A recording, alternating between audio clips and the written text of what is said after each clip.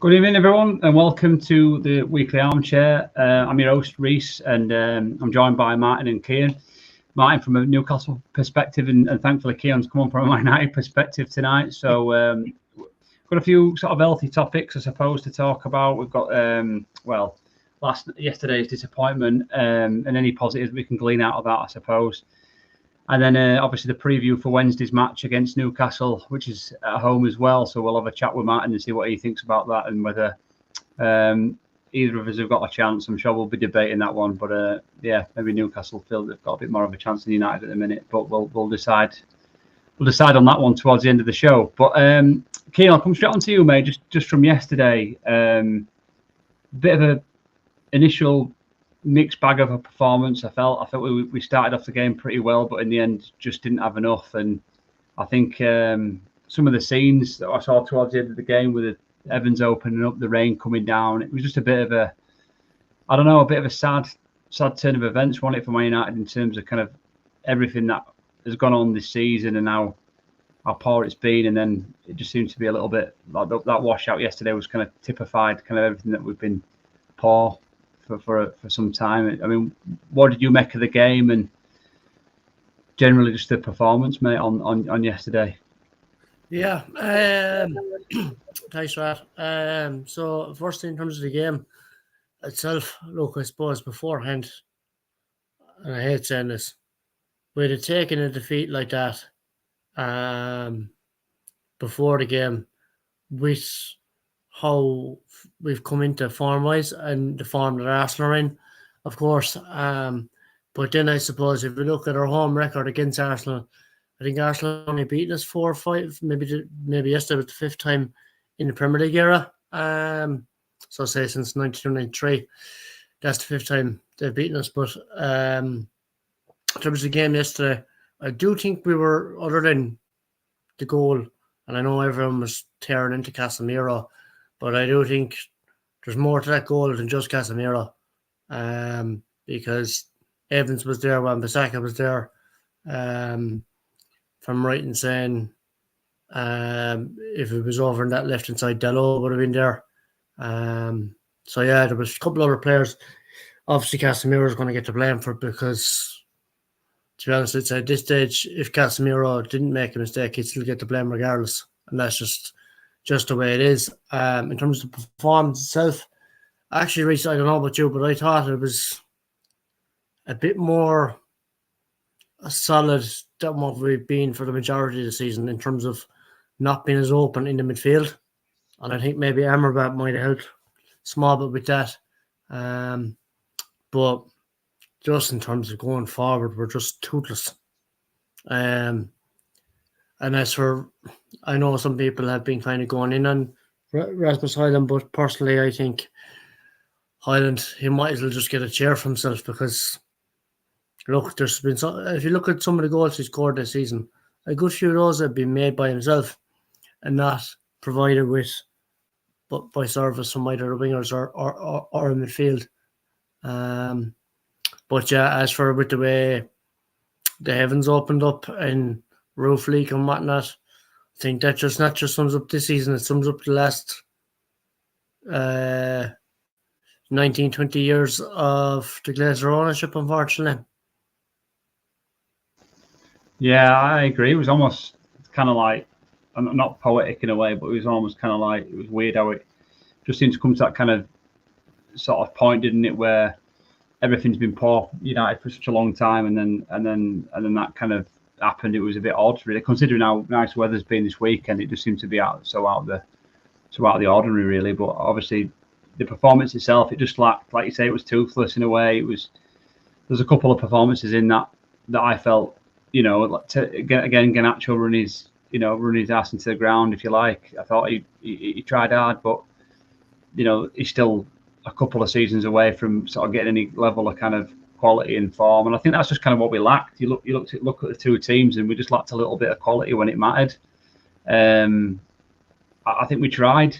I think with the injuries we've had, and we'll come on to that. I'm sure Martin will have some views on his injury woes this season as well at Newcastle. But I think there still needs to be a performance, and I think we saw that in snippets. But just this season we just haven't seen it enough, and it's just a shame to go and play at home at the size that we are, and just know in the back of your mind that we were on the end of a defeat. No matter what the scoreline was going to be at some stage, we were going to lose that game. I think everyone felt that way. It was a bit of an odd feeling as a Man United fan, but I suppose it wasn't any more than one. I don't think it warranted any more than one. To be fair, I don't think Arsenal were pretty good, to be honest. I thought they were pretty poor considering how well they've been this season.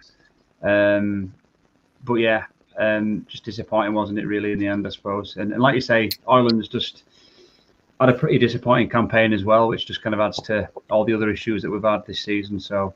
And what's your views on Ten Hag from that, Keane? Are you kind of, where do you go from here? Do you see him into next season, or do you see him beyond the FA Cup final? What's your views on him?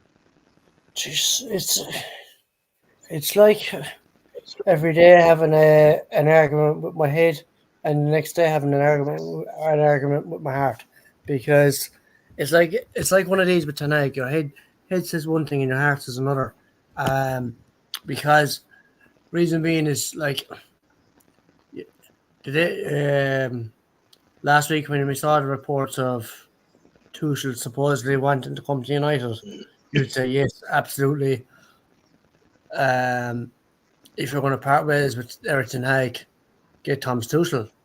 But we know that's not going to happen, because the fact that the Glazers are still there with majority ownership capacity as a group, they're not going to want anyone that's going to be there that's a bit authoritative or challenging. No, yes, I suppose Ten Hag has brought some bit of discipline to the club or whatever, but obviously people know that Tuchel apparently has not been easy to deal with.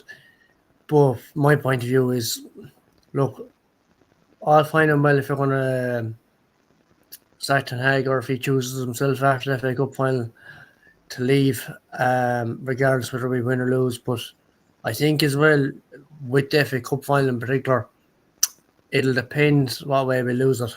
Because if we lose that game, say similar to last season, where we might as well have, sorry for being crude about this, but we might as well have bent over backwards and gave them the FA Cup with conceding the goal 12 seconds in. And then the goal, I think it was their second goal, to shouldn't have let in, but anyway. Or, like, say, if that kind of similar happens again, or say, if we get an absolute walloping, like, either of those, you honestly can't say. But the problem I have, I'm sure you have, and every other United fan, is the names that have been constantly linked: Southgate, Potter, De Zerbi. Now, I suppose Potter, everybody wouldn't be kind of unsure or say no to it if a spell at Chelsea didn't go horribly wrong. But I suppose the fact that it's still fresh, that's the issue, really. What about yourself, Reese and Martin? What would be your opinion on that as well? Well, yeah, I'll get Martin's opinion on that. What I mean, from an outsider looking in, what's your views on sort of, I suppose, we don't see much of him really from an outsider point of view, but looking at Ten Hag in terms of kind of the things that you probably see through the media, we obviously as Man United fans probably look into it in a bit more detail. But how do you kind of sum the guy up, and what would you be feeling if you had him at your club? I think it's a funny one for me. I'm not 100% convinced that he's the problem. I think the bigger problem is some of the players you've got and some of the attitudes. Like, as an outsider looking in, like, I'm looking at Rashford this season and I'm going, like, he doesn't work for the team. And the only player I'm really seeing put the effort in has been Fernandes. And you can see, again, as an outside fan, you can see when Man United don't play well, that Fernandes seems to get really pissed off, really annoyed.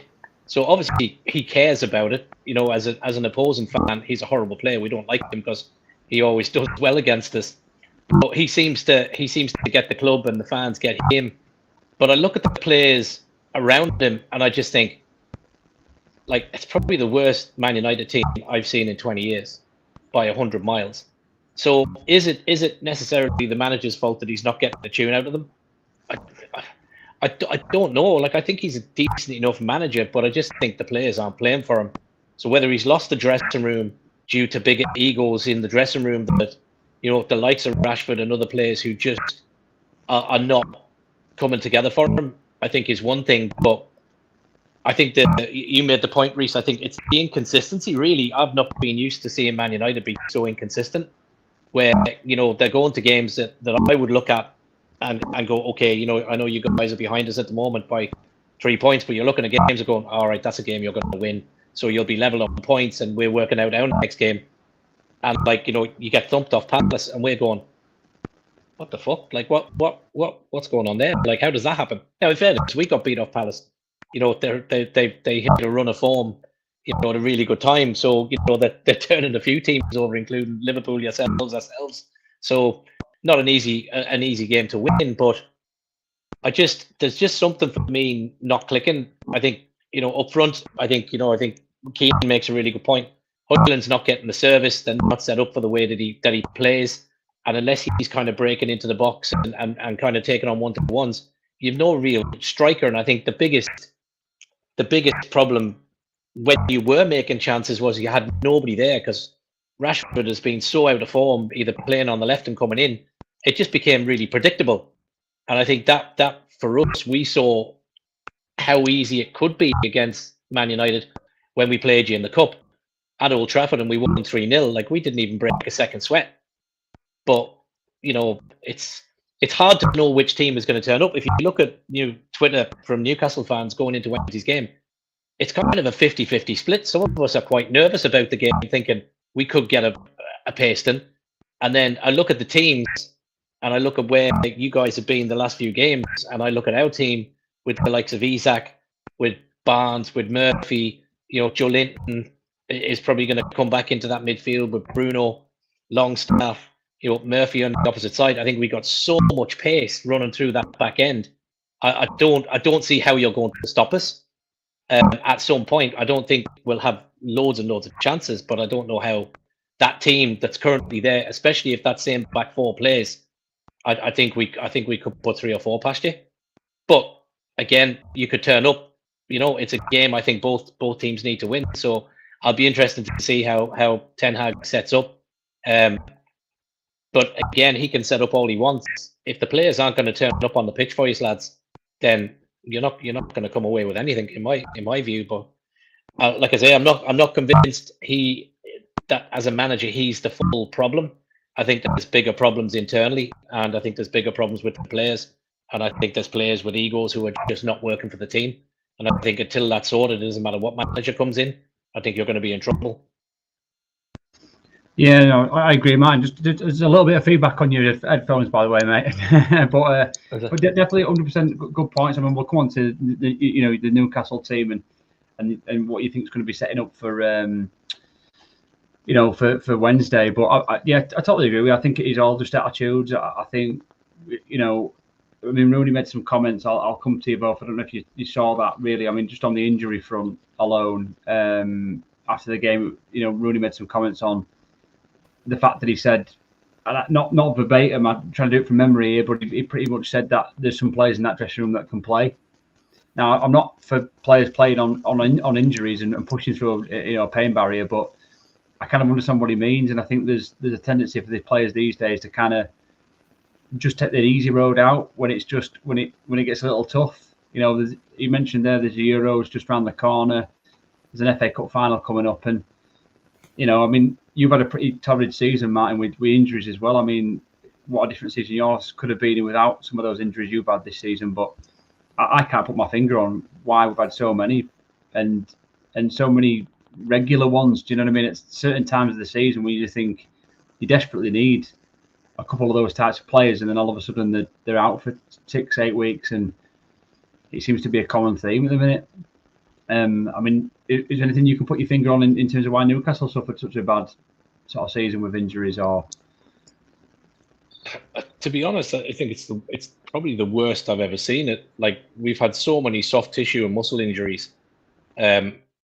like we've actually kind of been wondering, is it just overtraining? Because I know Eddie Howe really pushes the team hard in training, but like if I look singularly at say somebody like Callum Wilson who was out again at the weekend, it's something like the 18th time in the 5 or so seasons he's been with us that he's had a hamstring injury, and you're kind of going, okay, is that the player's age and routine? And we've been unlucky, to be fair, the likes of Botman going out with an ACL. But again, there's been decisions where he was struggling with that ACL, and we allowed him to defer the medical team in an operation, and he was allowed to carry on playing. So you're kind of looking at some decisions, you're going, like, that's on the manager and the medical team, because they should really be pulling rank over the player and going, listen, you're out and you're getting the surgery and you're done. You're 40 million's worth of player. But we just seem to have really struggled with players coming back and reoccurrences like Nick Pope, shoulder injury, diving outside the box, freak injury. Callum Wilson, ripped a pectoral muscle. Like just weird injuries that you wouldn't be used to. But I think every club has seen it. Like, Man United are the same. It's soft tissue, hamstrings, thigh strains. And you're kind of going, like, what's going on? Is it the medical teams? Is it just overtraining? Is it too many games? Is it too many quick turnarounds? But, I mean, you look at the team that we've had out, we should really have been top 4 and cruising this season. If we'd have had a full squad with the players we got out, effectively, it's like having another 11. So, do you think there's a bit of a pressure to, just on your point there, do you think there's a bit of pressure these days to, you look back 15, maybe 20 years ago, and you think the demands physically now in the Premier League, and you hear a lot of Championship players talking about the step up from that level to the Premier League, and it obviously is it's a much more physical, demanding game. Do you think there's a lot of pressure on them, like sort of trying to do a little bit too much, maybe in the gym? You talked there a bit about like pectoral injuries. You're not picking that up in a game of football and training now. You're doing that in the gym. You're doing that, like doing some weights, doing some free weights, and doing, it's tearing or something. I think so. But like, you also have to look at the club setup. Like, I mean, if you go back 20 years, like, they didn't have the setup and the gym setup and the physios and the nutritionists and everything they've got now. And maybe there's, because it is so fine tuned now, you're actually kind of finding out more about injuries because the way the medical teams and the clubs are set up, in the current format. But I just, there's got to be something. I mean, maybe it's the pitches, maybe it's a different type of footwear. I don't know what it is, Reece, to be honest. But like, we've had a really, really bad season with injuries, probably the worst I've seen. But again, the thing for me has been the reoccurrence of it. Like Willock, we've had Willock out for most of the season, absolutely top quality player who we've missed, in my opinion, really, really badly. But like, he came back from a hamstring, he played a game and then he's been out another 3 months. And then, he comes back for a half a game, pulls up, and he's back out, and now he's out for the rest of the season. So effectively, we haven't hit him for a season. He's played 2 games. You're kind of going, how is it not fixed? If it needs surgery, get it fucking done and dusted. Listen, I can take an ACL. I can take something that puts you out the game for 6 months. It happens, but like we've lost 3 central defenders to ACLs. You're kind of going, what, how, what's doing that? Like, we lost Botman, we lost the Sens, we've lost Shaw. And you're kind of going, like, where, anytime, like, certainly the last 5-6 games, as a Newcastle fan, you're absolutely horrified if any player goes in for a tackle, because you're kind of going, all right, that's another one gone for the season. So I don't know. Really hard to put a finger on it, but I think certainly and probably from Man United's perspective as well, I think there has to be. I've said it on Twitter on my account.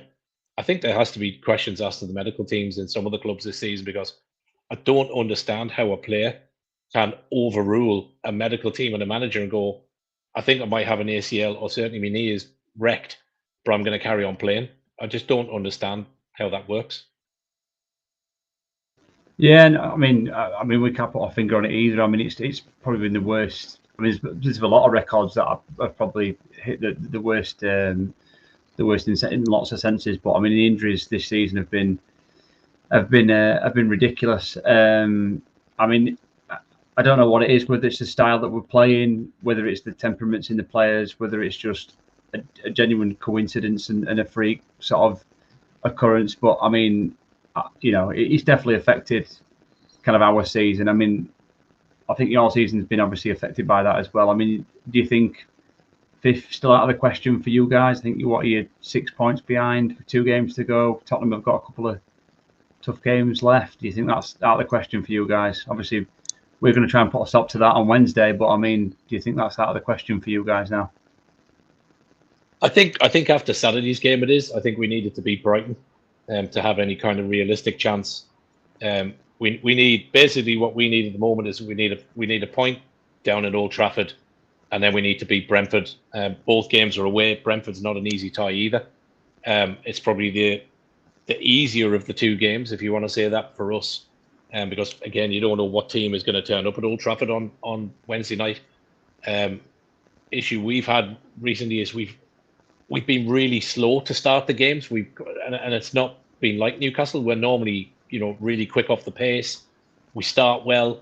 We attack. We've got good pace up front. We hold the midfield. We overload on the flanks, and especially when you got the likes of Gordon, Murphy, and Barnes.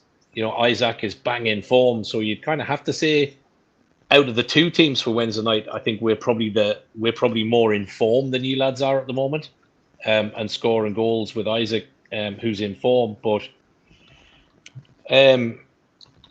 will we catch Spurs? Listen, Spurs have still got a couple of games, so anything is possible. But I think if we can get something on Wednesday night, then I think will we finish in 5th? Probably not, but I'll take 6th, given the injuries we've had. At this stage, I think as long as we get back into Europe, I think it will have been a fairly fantastic season for Eddie Howe, given the players we've had out. Yeah, I think it's been, considering the turmoil you've had, I think you've got a good set of players in terms of their attitudes, haven't you, and stuff. And I think that's kind of what we're probably missing. When you do have injuries, you do want your players to kind of step up and show a little bit of fight. And that's maybe, again, like I said, that's something we're missing. I think in terms of the fans this season, I have to go out just to mention to the away support this season from our end. It's been phenomenal, to be quite honest. I mean, considering some of the games I've had to watch, it's been absolutely excellent. So hats off to our away fans on some of those away performances we've put in. But other than that, I think some of the actual the team performances have been wayward and terrible, to be fair. So I mean, just on to our finish of the season, Kean, where do you think we'll? Obviously, we're looking at possibly Europa Conference League.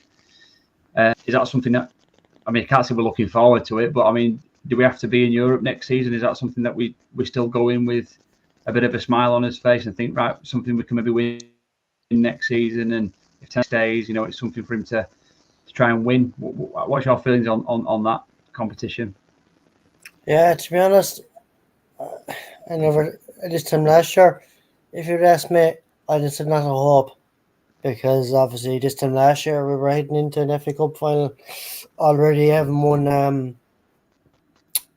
the Carabao Cup and got to the final of the FA Cup. But yeah, look, the way I see it is, we should go try win the Europa Conference League if we're in it. And I know some people are saying, sure, play the kids in it, this, that, the other. But the way I see it, we're better off being in the Conference League than being in the Europa League or Champions League. Because last season even showed us, even though, yes, times obviously we beat Barcelona, we beat Real Betis and finished second in our group to Real Sociedad in the Europa League. But I think if anything, yes, like Sevilla showed us in the Europa League last season, that we're not cut out for that either. Yes, I know we won it. I don't know, 7 years ago now under Mourinho. I just think we're better off having some form of European football than none. Now, obviously, if by some miracle that the City, I know I shouldn't be saying this, but God forgive me, if the City side all somehow get food poisoning the night before the FA Cup final and we somehow win the game or something, obviously that means we get into Europa League next season, regardless where we finish in the league. But I just hear a lot of United fans saying, I hope we finish 8th. Like, makes no sense. Yeah, I mean, That's me. I mean, it's understandable to be disappointed, I think, with a league position and to mock that, that competition for what it's worth because of the fact that we've qualified so poorly, and we're probably playing some teams that we don't want to play. But I think we've got to, if we go into that competition next season, and I remember when we were qualified the Europa League a couple of seasons ago, and eventually we sort of settled into it, I think, and we went all out for that competition, didn't we? And we were lucky in the final, but I think we've got to go and try and win that competition, I think, and try and, if anything, use that as an opportunity to reset. I don't think you can sort of scoff at being in Europe at any stretch, and I think we've got to try and, like I say, take every opportunity as we can at the minute. I don't think we're blessed with being picky. How can we really, Keane? So, but yeah, definitely. Right, we'll move on to nearly half an hour into it. We'll move on to kind of Wednesday's sort of game then, and kind of what we're hoping for that. Keane, I'll come on to you, mate. I suppose it's difficult to say, isn't it? It feels like now that everybody just wants the season to close. Maybe not so much for Newcastle and definitely not for the top end of the table. But I suppose for us, it's kind of like seasons almost feels like it's all done and dusted now. But I think the players are playing for pride. They've got to play for something, and especially when they're at Old Trafford. So, what are you kind of expecting to see on Wednesday? Are you expecting to see a little bit of fight, a little bit of a different performance from yesterday, or what do you reckon? Yeah, I do see a better performance than yesterday and probably the whole season, really, because I think, as Wayne Rooney mentioned yesterday, Joe, he said something about some players that are injured can actually play. Would not surprise me in the least, whether it be tomorrow or Sunday, if we see Martial, Luke Shaw, Bruno Fernandes, Lisandro Martinez, Marcus Rashford, Mason Mount. It would not surprise me whether it be Wednesday or Sunday we see everybody back. And we know why that is, because the FA Cup final and the Euros. But do you agree? Do you sort of agree with Rooney on that? Do you think there is some truth in that with players hiding behind injuries? Then do you think there's a little bit of truth in that, or? But see, the way I see it, he didn't name names, right? But he didn't have to necessarily name names. In a way, you could say, okay, he should have, but there's two obvious ones that come to my head, and I don't know would you two lads agree? One would be Martial, and the other Luke Shaw.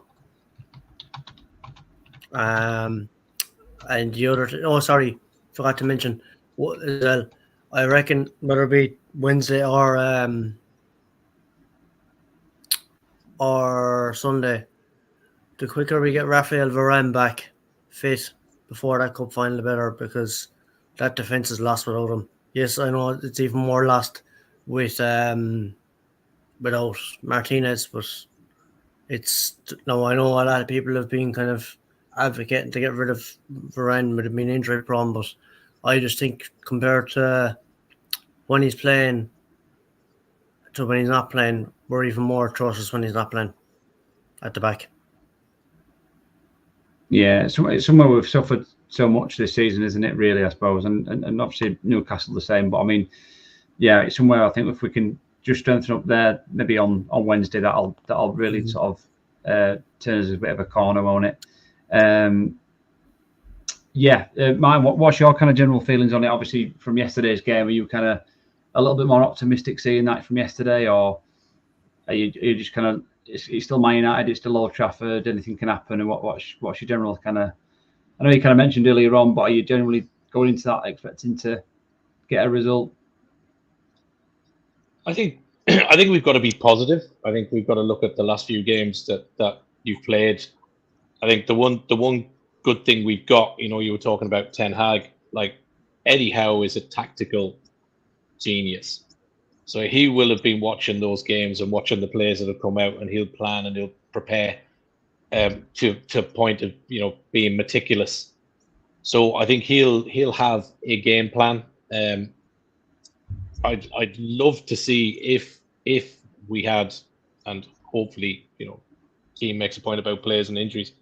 I'd love to see Wilson back, and I'd like to see us start kind of with maybe like a bit more of a traditional 4-4-2, and go with Isaac and Wilson, because I think your back four are going to have enough problems with our front three and kind of Bruno sitting in that little hole between midfield and that defense. I think he'll just ping little balls around, and I think with the likes of Isaac, Gordon, and probably I would say Murphy's likely to start to begin with. Barnes seems to be coming on from the bench, but I suppose when you do even look at that bench, we've got the likes of Barnes and Miggy Almiron to come on.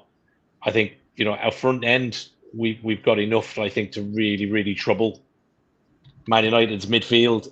I think if he starts with Joe Linton, which I would expect him to, I think, to maybe bolster our midfield a bit more. I don't really see how, if Fernandez is not playing for you lot, I don't see how you can control that midfield. I don't think you're strong enough to be able to press us and kind of challenge for the ball. And I think if we can, run that kind of either the 4-4-2 or a 4-3-3, which is what we normally play, and get balls down from the wings with advancing fullbacks, where the Trippier starts. He's declared himself 100% fit. Livramento, we've got Livramento on one side, Hall on the other. I just think we'll have pace all over the park, and I think your defence currently, I'm not sure you'll be able to cope for a full 90 minutes without conceding.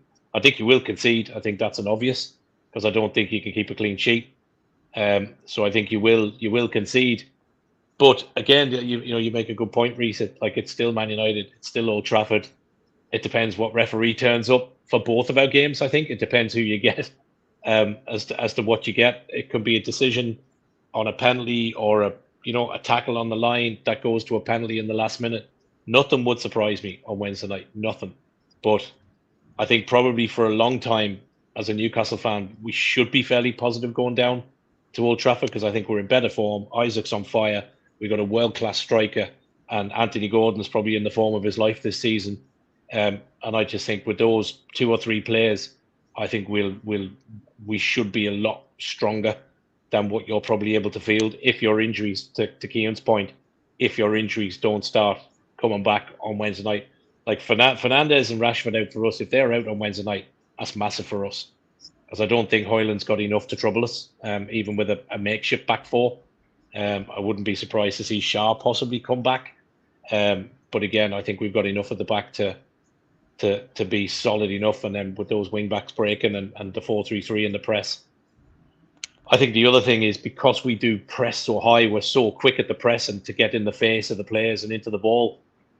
I'm not sure, again, defensively, you'll be able to get out the box and contend with that. I think you'll be too slow, and I think that will halt your own game trying to get it up. And I think, again, if Fernandez is out, where's your outlay? Where's your out ball? I don't think you have one.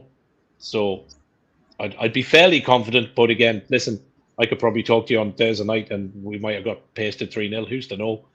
But I think we have to be confident.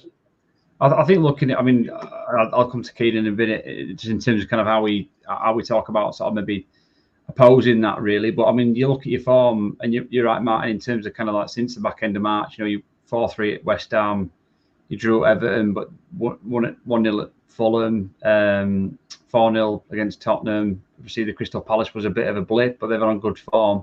5-1 at Sheffield United, 4-1 at Burnley, decent draw with Brighton, who are a fairly up and down team and can beat anybody on the day.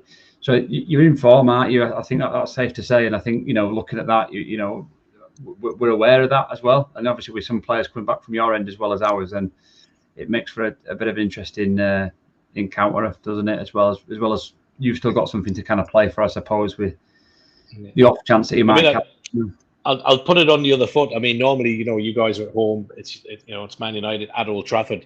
you probably wouldn't give Newcastle a second glance. So, I mean, from your perspectives, lads, are you more worried about playing us this time, given us coming to Old Trafford, or would most United fans be, oh, sure, it's just Newcastle, we always do all right? Or are you a bit more worried this time around, us coming down, looking at where we are and kind of how we are form-wise, or are you not too worried about it? No, look, I mean, I think, I'll come to you in a second, but I mean, from our perspective, we're always confident. At Old Trafford, anything can happen. I think even yesterday, I felt as if we could do something. Garnacho's close. Garnacho's a season away, maybe 2 seasons away max, to be really sort of really pushing on and doing something in our team and being that catalyst. But yeah, we've always got something. I think there's a few people leaving in the comments. I'm not sure why. If you've got any questions, guys, ask away. We are talking about the game for Wednesday, so ask away. But yeah, like I said, there's plenty for us to be hopeful about. I think we've got some decent young players around there. Kobe, Ireland, yeah, he's not at form, but he's clearly somebody who's putting the work in and trying his best. There's just, I think with Ten Hag, it's a little bit of a lack of plan B. He wants to play that high pressing. He wants to play that, I won't say ticky-tacky sort of type of football, but that kind of 4-3-3 inverted winger style. It's not working. We need a plan B. When you have so many injuries, that same style might work for your first 11, but when you get into your second and even sort of third 11, you've got to change the script. And I think we're a little bit one-dimensional, and that might be the reason we get caught out. I think we might have to soak up a bit of pressure on Wednesday, and then try and hit you on the break. I still think we're Garnacho. You've got pace there. I still think with Ireland you've got pace. It's just finding those people, and it's having the right people in the midfield. Whether McTominay is the right person to have in there when you first half. Maybe you go with an Eriksen who can play a longer ball. And you bring McTominay on in the second half to try and close the game out if you're in a position where you've got a game to close out. It's interesting. I think Newcastle is slightly ahead of us at the moment in terms of kind of where they're at with, especially with the injury situation. But I think we've definitely got to be hopeful in terms of, hoping that we get something out of the game, because what would be the point of being a fan otherwise? So. Absolutely. Yeah. Like I say, just normally we go down there, with trepidation, knowing certainly over the few years, when I've been down to Old Trafford before, you're kind of going down there going, I'm just going to enjoy the day because we know we're going to get a tanking. We don't have a great record down there, but I think, but the weird thing is, again, I said it earlier on, watching, looking at Twitter this week, like a lot of Newcastle fans are actually quite nervous. I'm kind of looking at it and I'm going, looking where, our last 5-6 games, and I'm going, I don't really wonder why we are. But definitely from our fan base, there's probably a good 50-50, kind of 60-40 split as to who thinks we can get a result. There is a good few who think that we won't get anything. So, again, it's an interesting split even from a Newcastle fan base that we're not quite sure what we're going to get, even with players coming back and stuff. So it'll be an interesting game on Wednesday night, all right. Early goal, I think, kills it. I think so. If we score early, I think you'll struggle. Yeah, I mean, it's. I think on both sides of the coin, and there. I mean, Old Trafford is still a fortress. I think we still rely on that a little bit, probably too much to a degree. But it's dwindling. I think if these teams start realising that, and teams have this season, we've had Burnley come to us. We've had Bournemouth. We've had those sorts of teams coming to us and just playing us off the park, and it's a surprise. And I mean, Keane, what's your general thoughts, mate? What do we do on Wednesday in that team? Who do we start? What do we go with? What sort of style do we play to try and combat what Martin says is a pacey Newcastle team on form? What do we do on Wednesday to stop that? If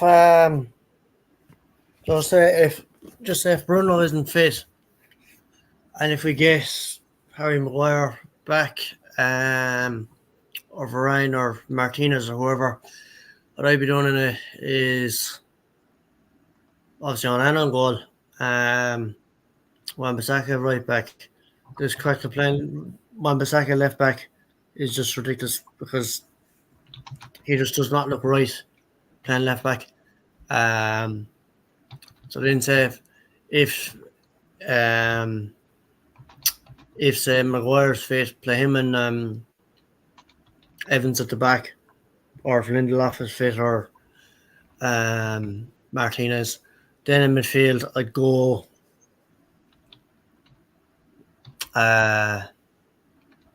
Amrabat, Casemiro, and Ericsson. Just saying if Kobe is out for a while, and that's presuming Bruno's out. Then out on the right, then say if Ahmed is okay, play Ahmed out on the right, Highland up front, and if Rashford is back, I'd play him. Reason being, yes, I know. As you touched earlier on, the Garnacho is a year or two, maybe 3, away from being a hopefully top player. I just think Garnacho at the moment is slightly out of form, but also I think knackered from constantly playing. Yeah, and I think as much and all as it's great to have the likes of Manu and the likes of Highland, and I know Highland was bought for big money. Same goes for the likes of Garnacho.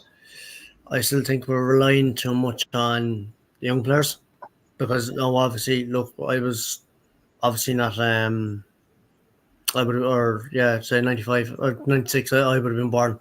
Like I said, when around the time the likes of Scholes and Giggs, or not Giggs was already in the team. Sorry, so the likes of when Nicky Butt, Scholes, Gary Neville, Beckham, so on, all came into the side.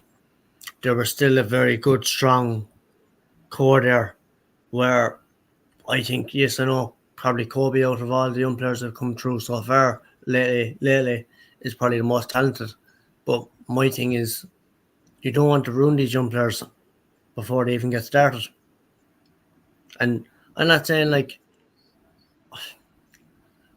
I just think they've been great, don't get me wrong, but I just think we're probably relying on them too much as well. No, I totally agree with that. I think I've always been a bit of an advocate for bringing young players through, but it needs to be done in a way that is supported by leadership and the experience in the team. And I think there's obviously that's something we're massively lacking at the moment. So when you've got kind of an issue around leadership and experience, and you're trying to then feed young players into that environment, it can be a toxic kind of mix of a bad place to learn, I suppose. And you've seen players who've just not quite made it, who I thought a couple of years ago were probably going to come through. Like see, your Dan Iqbals and Hannibals and stuff like that, where it's just like, even Ahmad in a way. I mean, I thought his cameo yesterday, I said cameo, he started the game, but, he went off injured, and I thought it was class yesterday. And it's featuring more players like that. And if it was done in the right environment, you feel like we would be getting better out of them, wouldn't you? Really, Keane, I suppose, is the thing that we're trying to avoid for Garnacho, because Garnacho's been absolutely brilliant, but the last thing we want is him to be burnt out and him be relied on too much, which I think is right. It's a valid point. What do you? I mean, just a quick question to Martin, actually, come from Richard here. Just in terms of, slightly off topic, but in terms of obviously the issues around FFP now and City sort of capitalising on that before the rules have kind of really sort of the shutters have come down. What's your kind of feelings on that? I suppose mixed emotions when you got told that you had all this money to spend and you had all these grand plans, but now obviously this thing's coming. What are you kind of bitter with that? I suppose you've had a very good kind of initial success anyway, so maybe is that just kind of distracted you from that issue, or how do you feel about the all FFP thing now? Yeah, I suppose it's a bit of a touchy subject with Newcastle fans. We've got the richest owners in the world and we can't spend. So it's kind of like being in the toy shop and, not being able to walk away with a trolley load of stuff. But I suppose there's a couple of things, lads.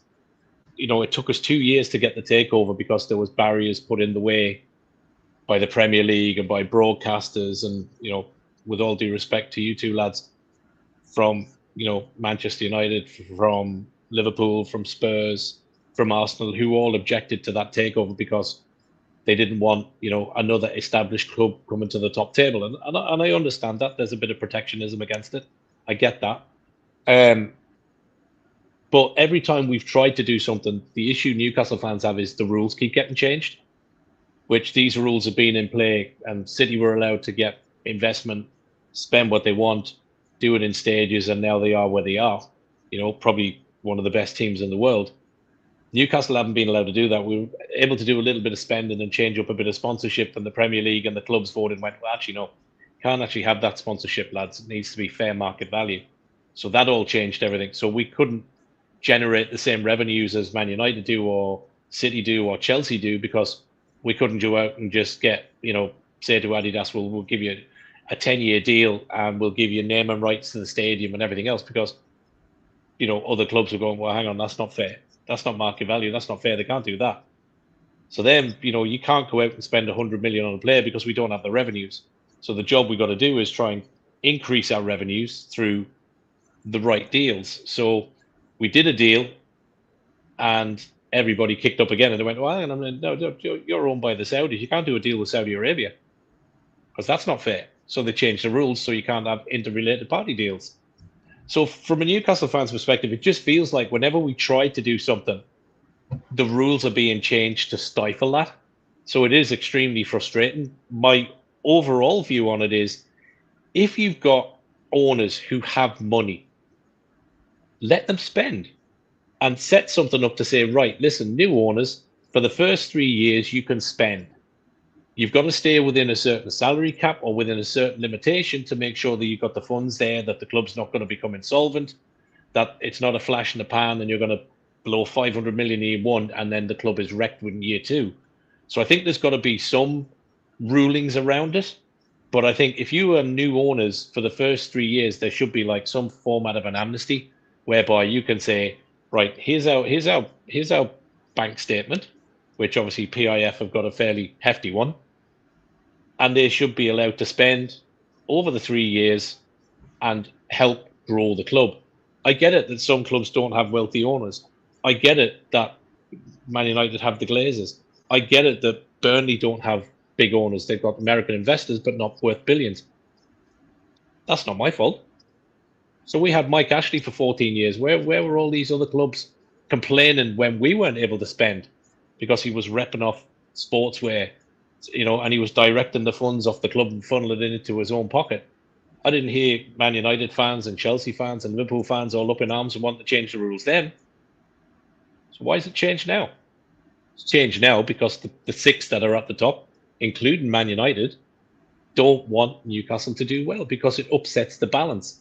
And it means instead of 4 fighting for 4 top slots in the Champions League, you've now got 6 or 7 clubs fighting for that.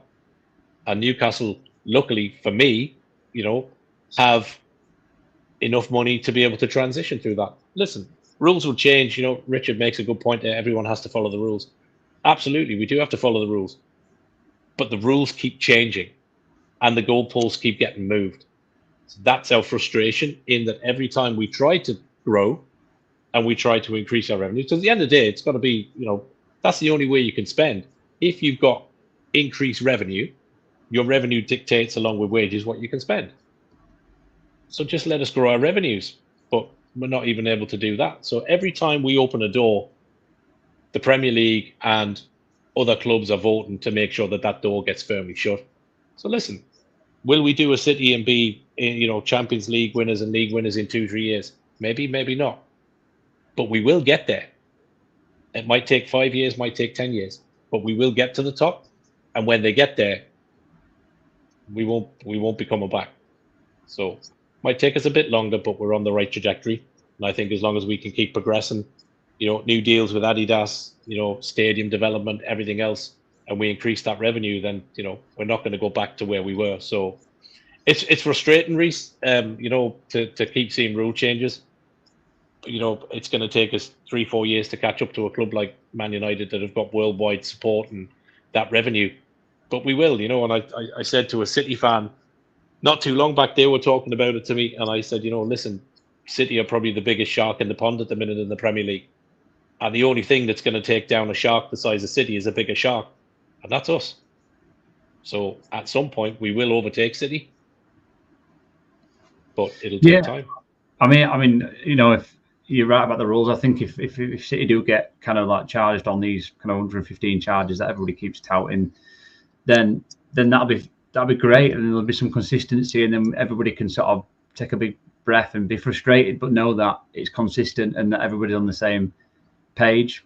At the minute, there's one big team at the top sort of laughing down at everybody else, and these smaller teams seem to be getting hit with these single charges, and everybody else, and they seem to be getting away with it. And look, I think the way you've done it so far has been the right way to do it. I think it means that it doesn't all kind of blow up in your face if you do get it with, or if you did get it with charges. If you spent the money, obviously you haven't done that, so you should be fine. And I think doing it in the right way will make it feel a lot better in the long run as well, I think, to be fair. So yeah, look, it is what it is. If you've got the money to spend, I agree. I think they should be able to spend it. I do think there should be some level of rules to it.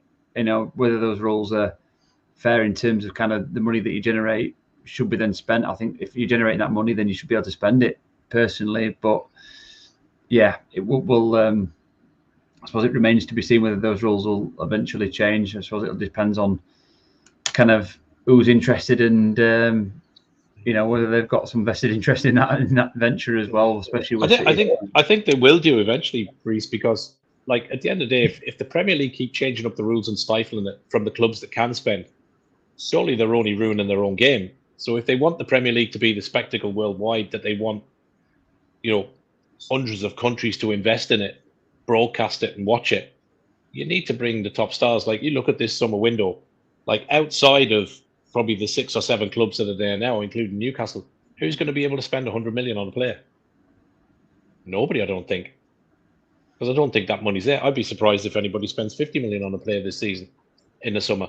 Because I just don't think that money's there. So for me, it's kind of like, it's great bringing in the rules, but I think the Premier League are kind of boxing themselves into a position where they're actually destroying their own product, which it just doesn't make any sense to me at all.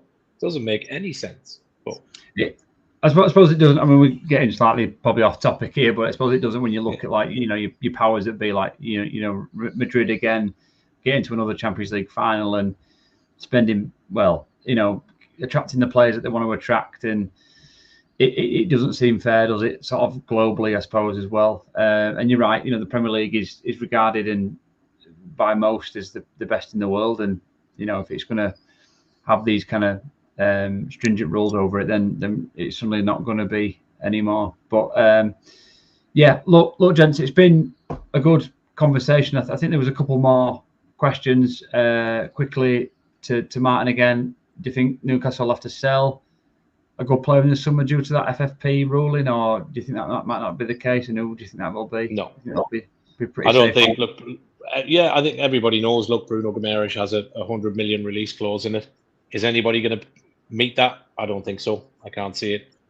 Highly likely he's going to go to another club in the Premier League. I think if anyone, it would be somebody like City. But I know Pep's an admirer, but again, I just don't see that happening. I think from our perspective, the days of us being a selling club are long gone. I think we'll see somebody like Almiron, Wilson, maybe a Longstaff, one or two others that'll be released. But I think you'll see, and again, there'll probably be a bit of uproar. I could see the likes of Miggy and probably Wilson and players like that probably going off to Saudi. But again, listen, Liverpool did it last season, sold a load of players out to Saudi for a good chunk of money. So I can see us doing that. But definitely, I don't think we're going to have to sell an Isaac or any of those. I think those days are gone. So no, to the answer is to answer the question. Yeah, brilliant. And one for you, Cian, just on Casemiro, do you think Saudi? Do you think he'll go this summer? Do you think Saudi will come in from him over the summertime, or do you think Casemiro will stay to the end of his contract? What's your views on Cas this summer? Well, I'd say they'll only accept an offer if it's a good enough offer. But I think, as much and all as we love United and whatever, he deserves better than this. and I can see why. I can see why he's kind of. I know people say it's laziness with him. I don't think it's laziness. I think it's his head. I think he's checked out this season. Maybe not necessarily checked out with United, but I just think because, like, if you look at it, he's never finished outside the top 3 in his career. He's been used to winning everything. But the one thing I will say is, at least if he does go, yes, I know form-wise, maybe some people say his legs are gone and whatnot, but at least he hasn't acted a complete bollocks about it, like a certain ex-Man United and an ex-Real Madrid teammate of his. Yeah, got to speak to Piers. He's more accepting of it if he does go, where the other fellow wasn't obviously accepting it as well. Yeah, well, I hope it doesn't go that way. I think different characters, aren't they, genuinely? But look, I think either way, he's had an unbelievable career, and I think last season he was brilliant. It's just not kind of worked out for him this season, and maybe that's just down to when you're in your 30s, age catches up to you pretty quickly, especially at that level. So maybe that's just kind of what it is. But I'm sure he'll go on and play a fairly decent level for another few years. So whatever he decides.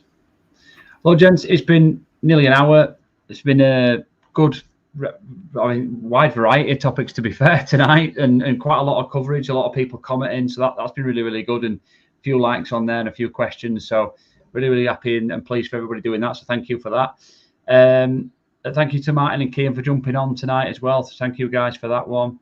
Obviously, we'll be back in with a few shows coming up this week. I don't know the entire list of shows we've got, but obviously we'll be doing a roundup and a post match review of the Wednesday game against Newcastle. So hopefully, from a Man United perspective, at least, Martin, there's a positive result for us. Maybe not so much for you. But yeah, other than that, appreciate everyone's support tonight, and catch us on the next one. Cheers, guys. Thank you. All the best. See you guys.